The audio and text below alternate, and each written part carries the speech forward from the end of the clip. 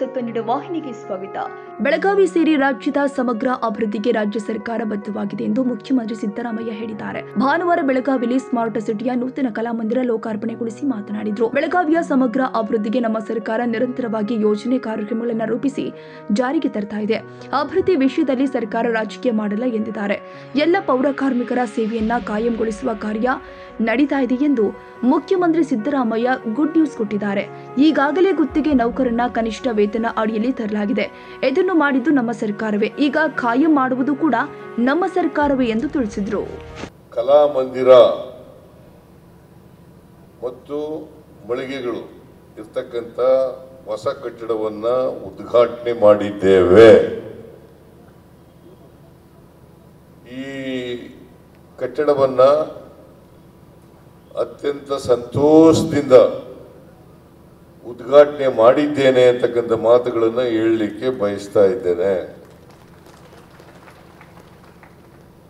ಇದು ಬಹು ಉಪಯುಕ್ತವಾದಂಥ ಒಂದು ಕಟ್ಟಡ. ಇದರಲ್ಲಿ ಒಂದು ಕಲಾಮಂದಿರ ಇರ್ತದೆ, ಮಳಿಗೆಗಳಿರ್ತವೆ, ಮತ್ತೆ ಬೇಸ್ಮೆಂಟ್ ಇರ್ತದೆ ವಾಹನಗಳನ್ನು ನಿಲ್ಲಿಸಲಿಕ್ಕೆ. ನಮ್ಮ ಆದಾಯನೂ ಕೂಡ ಬೆಳಗಾವಿಗೆ ಬರ್ತದೆ.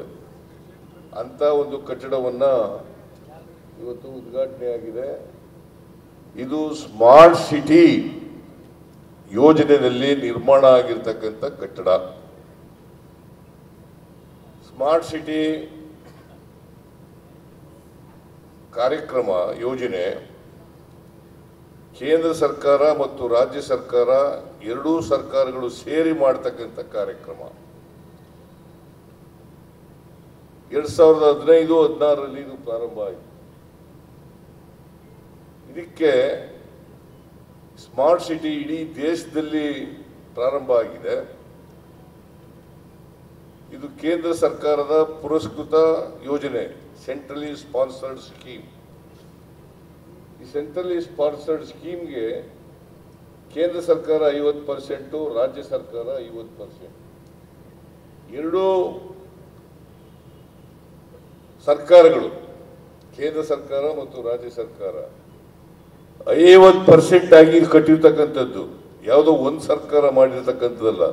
ಕೇಂದ್ರ ಸರ್ಕಾರ ಒಂದೇ ಮಾಡಿಲ್ಲ, ರಾಜ್ಯ ಸರ್ಕಾರ ಒಂದೇ ಮಾಡಿಲ್ಲ. ಇದನ್ನ ಇಡೀ ದೇಶದಲ್ಲಿ ಈ ಕಾರ್ಯಕ್ರಮವನ್ನು, ಸ್ಮಾರ್ಟ್ ಸಿಟಿ ಕಾರ್ಯಕ್ರಮವನ್ನು ಮಾಡಿದ್ದಾರೆ. ಅದರಂತೆ ಬೆಳಗಾವಿ ನಗರನೂ ಕೂಡ ಆಯ್ಕೆಯಾಗಿದೆ. ಈ ಬೆಳಗಾವಿ ನಗರ ಆಯ್ಕೆಯಾಗಿ ಇದರಲ್ಲಿ ಸುಮಾರು 107 ಕೆಲಸಗಳನ್ನು ತಗೊಂಡಿದ್ದೀವಿ. ಇದರಲ್ಲಿ 102 ಕೆಲಸಗಳು ಮುಕ್ತಾಯ ಆಗಿದ್ದಾವೆ. ಇನ್ನು ಉಳಿದಂಥ ಕೆಲಸಗಳು ಇನ್ನೇನು ಕೆಲವೇ ದಿನಗಳಲ್ಲಿ ಮುಕ್ತಾಯ ಆಗ್ತವೆ. ಅದನ್ನು ಕೂಡ ಉದ್ಘಾಟನೆ ಆಗ್ತವೆ ಅಂತಕ್ಕಂಥ ಮಾತುಗಳನ್ನು ಹೇಳಲಿಕ್ಕೆ ಬಯಸ್ತಾ ಇದ್ದೇನೆ. ಇದಕ್ಕೆ ಒಂದು ಸಮಿತಿ ಇದೆ. ಆ ಸಮಿತಿ ಇದರಿಂದ ಬರ್ತಕ್ಕಂಥ ಆದಾಯವನ್ನು ಶೇಖರಣೆ ಮಾಡಿ ಅದನ್ನು ಬೆಳಗಾವಿ ನಗರದ ಅಭಿವೃದ್ಧಿಗೆ ಖರ್ಚು ಮಾಡ್ತಕ್ಕಂಥದ್ದು. ಅದನ್ನು ಸರ್ಕಾರಕ್ಕೆ ಬರಲ್ಲ. ಅದು ನಗರಕ್ಕೆ, ಅಭಿವೃದ್ಧಿಗೆ ಇರ್ತಕ್ಕಂಥ ಹಣ.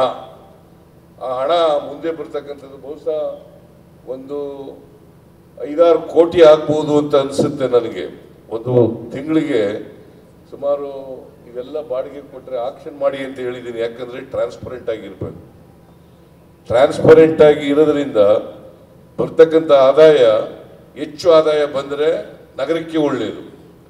ಅದಕ್ಕೋಸ್ಕರ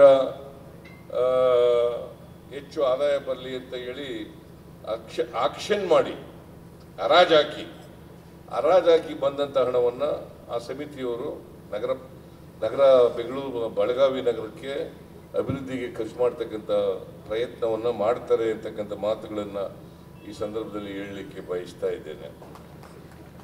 ನಮ್ಮ ಮನುಷ್ಯ ಅಂತ ಯಾಕೆ ಹೇಳಿದೆ ಅಂತಂದರೆ, ಇವರು ಆತ್ಮೀಯರು. ಅವ್ರ ಅಣ್ಣ ಆತ್ಮೀಯರಾಗಿದ್ರು, ಇವ್ರ ತಮ್ಮನೂ ಕೂಡ ಆತ್ಮೀಯರಾಗಿದ್ದಾರೆ. ನಮಗೆಲ್ಲ 224 MLAಗಳು, 75 ಜನ MLCಗಳು ಎಲ್ಲರೂ ಕೂಡ ಆತ್ಮೀಯರೇ. ಕರ್ನಾಟಕ ರಾಜ್ಯದ ಮುಖ್ಯಮಂತ್ರಿ ನಾನು, ಬರೀ ಕೆಲವರ ಮುಖ್ಯಮಂತ್ರಿ ಅಲ್ಲ.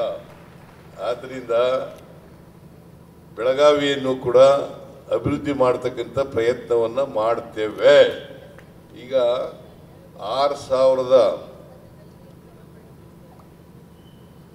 6,928 ಕೋಟಿ 6,928 ಕೋಟಿ ಈ ಸ್ಮಾರ್ಟ್ ಸಿಟಿಗೆ ಆಗಿದೆ ಯೋಜನೆಗೆ 6,928 ಕೋಟಿ. ಅದರಲ್ಲಿ 3,428 ಕೋಟಿ ಕೇಂದ್ರದಿಂದ ಬಂದಿದೆ. 3,428 ಕೋಟಿ, 3,500 ಕೋಟಿ ರಾಜ್ಯದಿಂದ ಬಂದಿದೆ. ಅಂದರೆ ರಾಜ್ಯದ ಸ್ವಲ್ಪ ಹೆಚ್ಚು. ಸೊ ನಾವು ಇಡೀ ರಾಜ್ಯದ ಸಮಗ್ರ ಅಭಿವೃದ್ಧಿಯನ್ನು ಮಾಡತಕ್ಕಂಥ ಪ್ರಯತ್ನವನ್ನು ಮಾಡ್ತೇವೆ ಅಂತಕ್ಕಂಥ ಮಾತನ್ನು ಹೇಳಿ, ಬೆಳಗಾವಿ ಹಿಂದೆನೂ ಕೂಡ ನಾನು ವಿಶೇಷ ಅನುದಾನ ಕೊಟ್ಟಿದ್ದೆ ಬೆಳಗಾವಿಗೆ. ಮುಂದೆನೂ ಕೂಡ ಅಭಿವೃದ್ಧಿ ಮಾಡ್ತಕ್ಕಂಥ ಕೆಲಸವನ್ನು ಮಾಡ್ತೇವೆ ಅಂತಕ್ಕಂಥ ಮಾತುಗಳನ್ನು ಹೇಳಿ, ಮತ್ತೆ ಈ ಖಾತಾ ತಾಜಾ ಸುದ್ದಿಗಾಗಿ MTV ನ್ಯೂಸ್ 24/7ಗೆ ಸಬ್ಸ್ಕ್ರೈಬ್ ಮಾಡಿ ಮತ್ತು ಬೆಲ್ ಐಕಾನ್ ಅನ್ನು ಒತ್ತಿ. ತಪ್ಪದೇ ಲಿಂಕ್ ಶೇರ್ ಮಾಡಿ.